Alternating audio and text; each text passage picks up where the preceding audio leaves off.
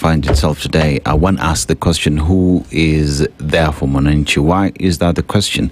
Because you look at the representative of Mwananchi, and even in the bills that appear in the house that you sit in, and many say does not involve Mwananchi, public participation remains to be a suggestion. You talk about even decisions being made right now about setting up of Ebola centers in the country. Where is the voice of Mwananchi in all that? We talk about the fire incident that happened in school. That conversation is being held about the safety of school, quality assurance that is there. Who is doing all this on behalf of Mwananchi? Has the government in totality, whether you're looking at executive, judiciary, parliament, all failed in speaking and standing up for Mwananchi? Thank you. 2027, unlike any other election, will have a number of objectives. Mm-hmm. But the main one, 80% of why a president, a governor, a senator, member of parliament, member of the county assembly will be elected, matches the economic, the social, and the political aspect will prevail. Mm-hmm. 80% will be, are you the right person to represent people in whatever position? Mm-hmm. Now, 2022, remember there was a big fight between the hustlers and the dynasties. Now, the truth of the matter is, those who won, which was UDA, which I was part of, whatever we said was not what we have implemented, was not what we have gone for. We are directly opposite of what we said. And on policy, I will, and allow me to explain this, that for instance, we believed that our party will move up policies that are bottom up, that are believed to be getting people from the bottom of the ladder to climb up. One of the instruments that would do that is the finance bill. As we talk today, the current finance bill as it is, and has been published even in the newspapers today, some clauses are in direct contradiction, on the contrary to the same. When you say you want to bring people from the bottom of the radar to up, it means you're putting in place a mechanism where they will thrive either in their business. You will give them an opportunity, for instance, in the education sector, you will provide a way where they can move, for instance, from a technical college, from the university, you will give them an ease to ride up.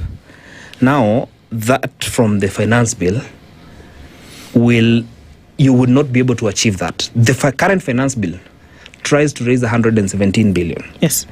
And it is a lie when the CS says that the current finance bill is just normalizing, harmonizing taxes. They are raising 117 billion, and I can prove that from the finance bill. Now, when you're in the times that we are in today, when oil seems to have a problem, when oil products getting into this country seem to be not in their normal phase, you need to put in measures that can ease down some of those things. That means you have to come up with measures that can put in ways of reducing the cost of fuel in this country, which is a catalyst to many other things in the country.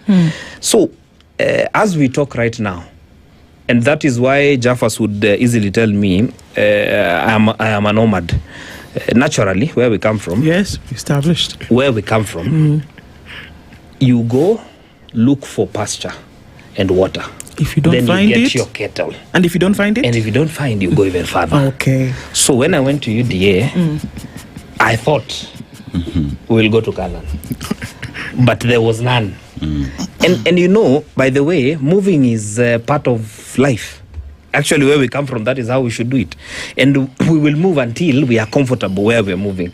And that's why I'm saying that the 2027 election, and you see, Kibaki was a KANU man for all his life.